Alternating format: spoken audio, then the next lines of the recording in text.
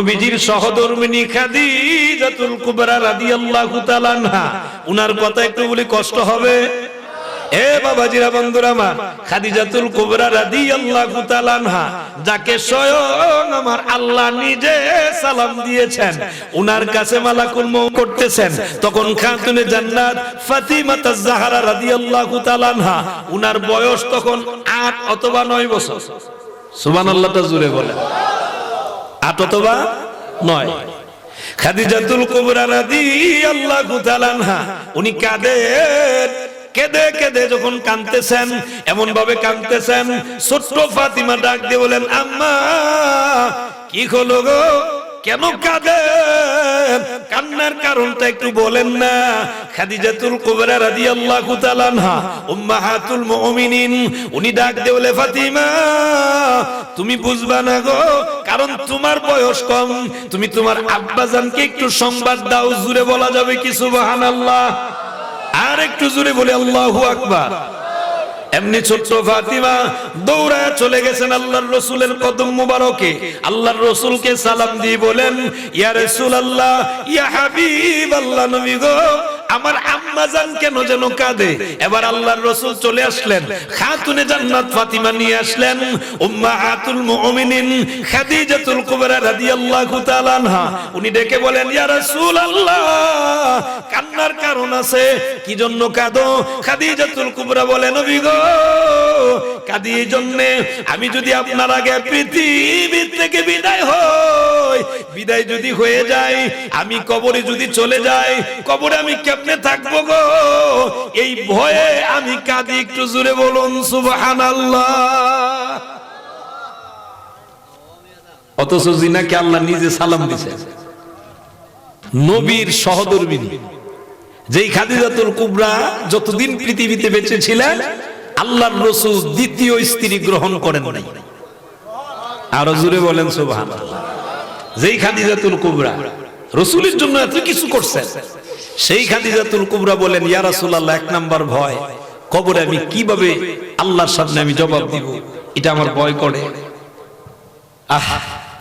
জান্নাতের সুসংবাদ প্রাপ্ত নারী, শ্রেষ্ঠ রমণীদের একজন, উনি যদি বলে আমার কবরে কি, আমার কবরের সামান নাই, আমার ভয় হয়, আর আপনার আমার পরিবারের নারীরা, এদের হালত কোথায়? কথা বলেন ঠিক না বেঠিক? ইয়া রাসূলুল্লাহ, আরেকটা কারণে কাঁদি। আমার নবী জিজ্ঞেস করে, ও খাদিজা, 2 নাম্বার কারণ কি? ইয়া রাসূলুল্লাহ, আপনার জন্য কাঁদি। আমার জন্য কেন কাঁদো? নবী গো, আমি যদি বিদায় হয়ে যাই, কে আপনাকে পাহারা দিবে? কে আপনার জন্য খাবার নিয়ে যাবে? কে আপনার জন্য রাত্রি জাগরণ করবে? আমি তো আপনার পাশে পাশে ছিলাম, আমি তো আপনার জন্য খাবার নিয়ে যেতাম, আমি তো আপনার জন্য দরজায় দাঁড়ায় থাকতাম। একটু জোরে বলা যাবে কি সুবহানাল্লাহ? আর একটু জোরে বলা যাবে কি আল্লাহু আকবার? এই খাদিজাতুল কুবরা, ওগো নবীজি, এজন্য কাঁদি। এমনি ছোট্ট মেয়ে ফাতিমা আল্লাহর রাসূলের কমর মুবারক জড়ায় ধরে বলেন, আম্মা আর কাঁদবেন না, আমার আল্লাহর রাসূলের জন্য কাঁদতে হবে না। আমি আপনার মেয়ে কথা দিলাম, আপনি যদি আব্বার আগে পৃথিবী থেকে বিদায় হয়ে যান, আমি আমার আব্বার পাশে পাশে থাকবো, আমি আমার আব্বাকে পাহারা দিব, আমি আমার আব্বার জন্য খাবার নিয়ে যাব। একটু জোরে বলুন সুবহানাল্লাহ। এই জন্য ফাতিমাতুজ জাহরা রাদিয়াল্লাহু তাআলা আনহা, উনি আল্লাহর রাসূলের পাশে পাশে থাকতেন। সুবহানাল্লাহটা জোরে বলেন। বেঈমান কাফেররা ফাতিমাকে ভয় পাইত। আমার মুসলমান বাবাজিরা, সেই খাদিজাতুল কুবরাকে এবার প্রশ্ন করে, ও খাদিজা, 2 কারণে তুমি কাঁদো, এখন আমার কাছে কি চাও? খাদিজাতুল কুবরা বলেন, ইয়া রাসূলুল্লাহ, 1 নাম্বার আমার কবরের সামান চাই। সামান তো নাই। রাসূল মুস্কে হাসি দিয়ে বলে, কি চাও? এমনি বলি, ইয়া রাসূলুল্লাহ, আপনার ব্যবহৃত একটি জুব্বা মুবারক আমার কাফনের কাপড় হিসাবে আপনি দিয়ে দিবেন। আরো জোরে বলবেন না সুবহানাল্লাহ? কেন? খাদিজাতুল কুবরা ডেকে বলেন, ইয়া রাসূলুল্লাহ, ইয়া হাবিবাল্লাহ, নবী গো, আমার ইয়াকিন, আমার বিশ্বাস, আপনি যদি আপনার ব্যবহৃত একটা জামা মুবারক দিয়ে দেন, এই জামা মুবারক আমার বডিতে যদি থাকে গো, আমাকে প্রশ্ন করবে না, মুনকার আর নাকির প্রশ্ন করবে না, ওই কবর আমাকে চাপা দিবে না, ওই কবর আমাকে চাপা দিবে না। ইয়া রাসূলুল্লাহ, ওই কবরের ভিতরে আমি বড় শান্তিতে থাকব। এটা খাদিজাতুল কুবরার বিশ্বাস। সুবহানাল্লাহ, তাআলা জোরে বলেন। আল্লাহর নবী বলেন, খাদিজা চাইলা দিব ইনশাআল্লাহ, তুমি যদি পৃথিবীতে আমার আগে পৃথিবীর থেকে বিদায় হও, আমি তোমাকে আমার জামা মুবারক দিয়ে দিব। এক নাম্বার। দুই নাম্বার চাই, ইয়া রাসূলুল্লাহ, ইয়া হাবিবাল্লাহ, নবী গো, কবরে রাখবার আগে ওই কবরে আপনি একটু নামবেন। সুবহানাল্লাহ, তা জোরে বলেন। কবরে নামবেন, আপনি নিজে আমারে কবরস্থ করবেন। কবরস্থ করার পরে যতক্ষণ আমি কবরের জবাব দিতে না পারি, মানে জবাব দেওয়া হবে না, ততক্ষণ পর্যন্ত আপনি দাঁড়ায় থাকবেন, আপনি আসবেন না। আমার বাবাজিরা, বন্ধুরা আমার, আল্লাহর রাসূল বলেন, খাদিজা অবশ্যই তোমার আবেদনগুলো আমি মঞ্জুর করলাম। এ বাবাজিরা, ঠিকই দেখা যায় আল্লাহর রাসূল রাহমাতুল লিল আলামিন খাদিজাতুল কুবরাকে কবরস্থ করলেন, নিজে দিলেন। কেন? কারণ কবরে যদি রাসূল নামে, এই কবরের মধ্যে আর কোনো ভয়। সুবহানাল্লাহটা জুড়ে বলেন। আমরা না বুঝি না, এই কবরের ভিতরে শাস্তি দিবে না আল্লাহর রাসূল যদি কি বলে এটা আমার উম্মত। সুবহানাল্লাহটা জুড়ে বলেন। এজন্য নবীর উম্মত হওয়ার দরকার আছে না নাই? নবী তো উম্মতের জন্য কাম দেয়, আমরা উম্মতরা নবীরে চিনলাম না রে। কথা বলেন ঠিক না বেটা? দুনিয়া কয়দিনের দুনিয়া? স্বল্প সময়ের দুনিয়া। দুনিয়াতে থাকার কোন সিস্টেম যদি থাকতো, আপনারা বলেন, আপনাদের এই বৃন্দাবনপুর কোনাগাঁও গ্রামের এমন অনেক ধনী মানুষ আছে, যেই ধনী মানুষেরা মোটামুটি 20-30টা ডাক্তাররে টাকা দিয়া চিকিৎসা করার ক্ষমতা আছে না নাই? এর ভিতরে একজন মাইকেল জ্যাকসন, আপনারা নাম শুনছেন না? মাইকেল জ্যাকসন, মানে উনি ড্যান্স দিতেন আর কি, নাউজুবিল্লাহ বলেন।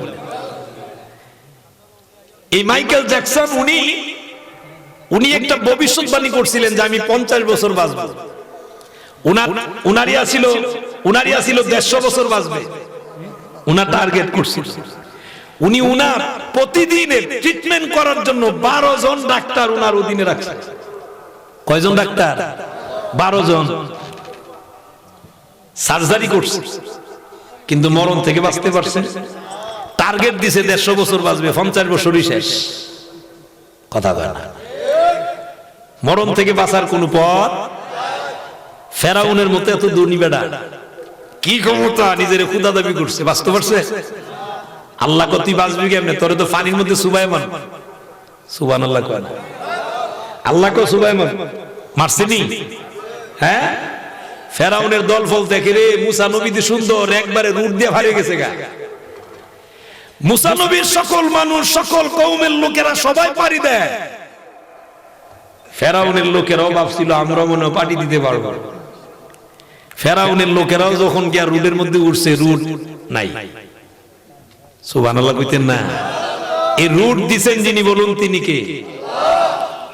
আল্লাহ হুকুম দিছেন, ও মুসা বাড়ি দাও, লাঠি দিয়ে আঘাত করো।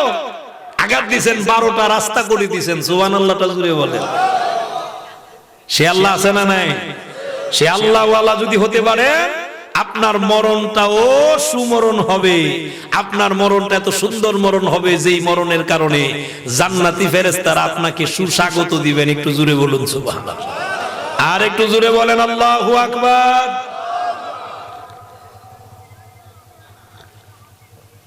এখন